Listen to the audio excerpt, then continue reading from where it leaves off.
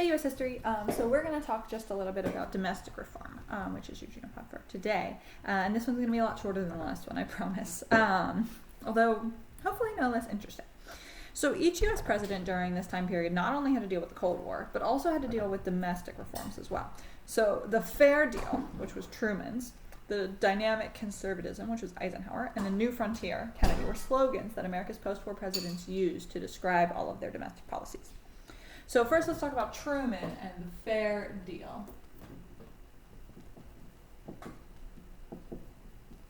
So it sounds kind of like Square Deal and New Deal, and that's because those things did pretty well, so he wanted to capitalize on that.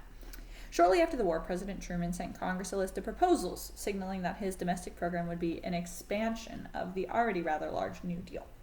By 1949, he was calling his goals the Fair Deal.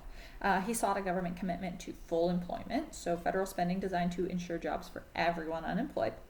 But conservative opposition killed that. Truman settled instead for the Employment Act of 1946, which created the Council of Economic Advisors to advise the president on the economy. That year, Congress also created the Atomic Energy Commission, which gave control over atomic energy to civilian rather than military authorities. So now civilians can work on developing atomic bombs of their own, which sounds a lot sketchier than it actually was, I promise. With economic problems, foreign policy setbacks, and charges of communists in government, Truman's approval ratings are really starting to go down, and the Democrats, his party, are losing a lot of public support. The wife of a leading Republican senator captured the mood and said, "To err is Truman." Had enough was an effective Republican slogan. In the 1946 elections, Republicans captured both houses of Congress for the first time since 1928. Because remember, the Republicans very much went out of fashion after the Great Depression, when Hoover had been a Republican. With control of Congress, Republicans pushed through the Taft-Hartley Act of 1947. This anti-union measure, passed over Truman's veto, permitted states to pass right-to-work laws, which banned the union shop, which required union membership as a condition for hiring. So they basically said, you have to be part of a union if we want to hire you. The act also required an 80-day cooling-off period for strikes involving national interests, and union officials had to swear that they were not communists. In a matter of national security, Congress charged the American military establishment with the National Security Act. World War II, especially Pearl Harbor, revealed that there was need for a little bit more coordination among the armed forces. This act created the post of Secretary of Defense, which was a cabinet position set over the Army, Navy, and the Air Force. The National Security Council and the CIA were also created to assist the president in foreign policy matters, especially those of a military or covert nature. So then you've got the election of 1948, and the prospects for victory really don't look good. The Democratic Party is enraged over the firing of the Secretary of Commerce for his pro-Soviet positions. These extreme liberals bolted the party and supported Henry A. Wallace on the progressive ticket. This was a very far different progressive party than the one that Teddy Roosevelt had run under. Conservative Southern Democrats were upset about Truman's support of civil rights for black Americans because they didn't want black Americans to have civil rights. And so they walked out of the Democratic National Convention and nominated Governor Strom Thurmond of South Carolina on a states' rights party ticket, more commonly known as the Dixiecrats. Confident because of the disarray among Democrats, Republicans chose Thomas Dewey, the popular governor of New York. So the Democrats are now split between Truman, Wallace, and Thurmond, and the Republicans are united under Dewey. So really, it seems like the Republicans should have won. But you've never heard of a president named Dewey. Undaunted, Truman campaigns vigorously against the odds. He calls the Republicans' control of Congress back into session. When it refused to act on his proposals, he called it the Do-Nothing Congress and used it as a campaign issue. He targeted his appeals to labor and to your lower working class and blacks in the cities, as well as farmers in the Midwest and West, in hopes of keeping everyone who supported the New Deal in support with him too. On a 31,000-mile whistle-stop train tour, he continued his attacks on the Republicans. And on Election Day, he made good on his promise. He said, "I will win this election and make the Republicans like it." Most Republicans went to bed after the election thinking that Dewey won, but in counting the ballots, they revealed that Truman actually beat him by a lot. And one of the biggest upsets in the history of presidential elections. They'd even already made newspapers saying that Dewey had won. After his election, Congress passed many of his proposals, which basically updated the New Deal. Congress raised the minimum wage, extended Social Security, gave more aid to farmers, but they rejected some civil rights bills. They also rejected federal aid to education and national health insurance. So he only gets part of what he wants. But one important domestic issue is this anti-communist crusade. Just as there was a Red Scare following World War I, now we have another Red Scare following World War II, and this one's even more extreme. Many Americans blamed subversives in their own government for Soviet advances. So let's talk about a couple of spy cases. The most sensational case involved a guy named Alger Hiss, who was a former State Department official. In 1948, a guy named Whittaker Chambers, who was a former communist, went before Congress and accused Hiss of passing secret documents to him 10 years ago when Chambers was a Soviet agent. Hiss could not be tried for espionage because the statute of limitations had expired, but he was convicted of perjury when he denied accusations under oath. So they got him for lying, even though they couldn't get him for the actual acts. The Hiss case also launched the political career of a congressman named Richard Nixon, whose aggressive work eventually sent Hiss to jail. In addition to the charges against Hiss, the government in 1950 revealed the existence of a British-American spy ring. Two members of the ring, Julius and Ethel Rosenberg, were convicted of passing atomic secrets to the Soviets during World War II. They were executed in 1953 for their treasons. The government reacts quickly to these threats. Truman sets up a loyalty program to check federal employees. The House of Un-American Activities, HUAC Committee, House of Un-American Activities Committee, somebody's honking outside, in Congress conducted extensive investigations for the Hiss case, an in-depth study of communist activity in the entertainment industry. People thought the movie stars were trying to get you to be communist. With fears heightened, Congress in 1950 passed over Truman's veto the McCarran Internal Security Act, which made it easier for the government to combat espionage. One provision of this required communists and their organizations to register with the Justice Department. So now if you're communist, you have to register. The man most closely associated is a senator named Joseph McCarthy of Wisconsin. In a 1951 speech in Wheeling, West Virginia, he declared that the State Department is harboring communists. In fact, he said he even had a list of their names. A Senate committee investigated the charges and concluded that he was totally lying. He was a fraud and hoax. But McCarthy continued his attacks and even headed a Senate subcommittee that looked into the presence of communists in the government. His political power was the greatest during the Korean War because if you spoke out against him, then they assumed you were communist. So it was brilliant, but it was awful because you couldn't disagree with him or else they would turn on you. And so Republicans encouraged McCarthy because they believed him and other because if you fought communists, you won elections. Despite his well-publicized investigation, the senator never found a single communist in government, partially because Truman had done a really good job of getting rid of any security risks. By the end of 1954, McCarthy's charges had become increasingly irresponsible, and his Senate colleagues censored him.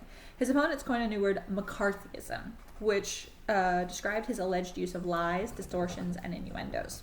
Well, what was often ignored in the outrage over his methods was the reality that there were communists in America, and your book calls them a threat. So let's talk about what's happening now. We get to 1952, we have another presidential election, and Truman decides not to run for re-election, as we learned with the Korean War. Republicans were frustrated, so they looked for victory with Dwight D. Eisenhower, the former Allied commander and the commander for NATO. He was popular. He was a war hero, and he chose Richard Nixon. He was a liberal, but he chose a conservative Richard Nixon as his vice president. The Democrats nominated a guy named Adlai Stevenson, who was intellectual but could not match the popularity and charm of Dwight D. Eisenhower. His nickname was Ike, and his campaign slogan was "I like Ike." And it worked. He was elected in a landslide. He was the first Republican president since Herbert Hoover. The new president described his policy as dynamic conservatism.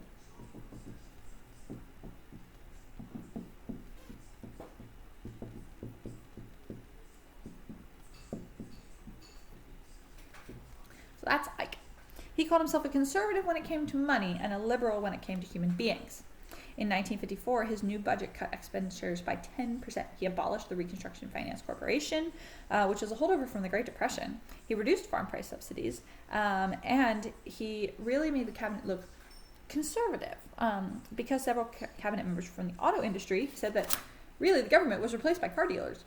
Like the Truman administration, however, Eisenhower did expand the New Deal, which frustrated some people. Congress broadened Social Security to cover professionals, domestics, farm workers, armed services, and other groups that had previously been excluded. In 1945, Congress increased the minimum wage from 75 cents to $1. In 1955, the minimum wage was $1. And people were mad about it. They were like, we're going to go bankrupt. We can't afford to pay people $1 per hour. Like, yeah, crazy. The federal bureaucracy grew as the government created a new cabinet department in 1953, Health, Education, and Welfare, renamed Health and Human Services. And that was meant to coordinate federal social programs. Eisenhower supported the National Defense Education Act, which poured a lot of federal funding into education. One of his most enduring projects, though, was a federal highway that committed for the government to pay for most of an interstate highway system. And now this was the beginning of the highways that we have all across the U.S. In the election of 1960, because Eisenhower ran for 2 terms, he won in 1952 and 1956, but 2 World War II veterans competed for the leadership. John F. Kennedy, youthful, handsome, and witty, he's the youngest ever president. He was he promoted himself as an author and a war hero. As a result of 8 years of service in the Senate and a lot of money from his millionaire father, he won a close election over Richard Nixon, who was the vice president under Dwight D. Eisenhower and the Republican nominee. Despite a lackluster record in the Senate, where he had avoided controversies, he impressed the voters with a rigorous campaign. His apparent grasp of issues overcame doubts about his age. He was only 43 when he was elected. Incredibly young for president. He also eased doubts about his religion because he was actually Catholic, and he was the very first Catholic to serve as president. He used television as a new political weapon. He was poised, he was charismatic, and he definitely bested Nixon, especially in image, in some of the first ever televised presidential debates. Because of his youth, he seemed to embody a dramatic change. People admired this handsome guy, his lovely wife. She became a trendsetter for women's fashion. The sight of the young president playing with his children presented a pleasing picture. Kennedy wanted to change an emphasis. He appealed to American idealism. Ask not what your country can do for you, but ask what you can do for your country. He gave his legislative program the name of the New Frontier. Kennedy was one of the men who said we will go to space by the end of the decade. Unfortunately, he wasn't alive to see it, but we did. An example of the idealism was one of his most popular programs, the Peace Corps, which was a government program designed to send volunteers overseas to help underdeveloped nations and still exists today. Actually, a friend of mine just got back from a 2-year stint with the Peace Corps in Peru. To deal with the threat of the communist economic foothold in Latin America, Kennedy initiated the Alliance for Progress in 1961. Through it, the U.S. granted economic aid in hopes of strengthening economic cooperation. So basically, it's very similar to the Truman Doctrine, giving money to European countries so that they don't become communist. Kennedy was giving money to Latin American countries so that they could fight communism. During the 1930s, 13 constitutional governments fell to military coups and became dictatorships. 13 constitutional governments in Latin America fell and became dictatorships. Kennedy's administration differed from the previous ones in style a lot more than it differed in substance. Entering office in 1961, Kennedy faced one of the worst recessions. So the fact that he's remembered as a popular president is kind of amazing. The government increased its spending to stimulate the economy. Congress appropriated $5 billion for housing, gave financial aid to distressed areas, increased Social Security, raised the minimum wage again. Now it's more than $1. Crazy. But Kennedy's record in office sometimes reflected more of a conservative bent. Businesses endorsed him. It stimulated trade with the European market. The Telstar satellite system aided the communications industry, and his challenge to put a man on the moon by the end of the decade expanded the space program. In 1962, the Revenue Act gave $1 billion in tax credits to businesses. Later that year, Kennedy proposed a tax cut in an address that the liberal economists called the most Republican speech since McKinley. Congress did enact it after he passed. Liberals criticized Kennedy for his pro-business policies, but also for a lack of leadership in aid to education, medical care for the elderly, civil rights. Kennedy's defenders argued that his narrow victory over Nixon dictated caution in the White House. Following Kennedy's assassination, liberals gained a staunch ally in President Lyndon Johnson. Okay, so Kennedy was assassinated in 1963. He did not finish out his term, but that's the gist for the domestic reform. So you've got Truman, Red Scare, Eisenhower, and Kennedy. So that concludes today's lesson. I told you it was going to be a lot shorter than the other one. And I will talk to you guys tomorrow for probably the last lesson that we're going to have. So hope you enjoyed, and I'll talk to you soon. Bye.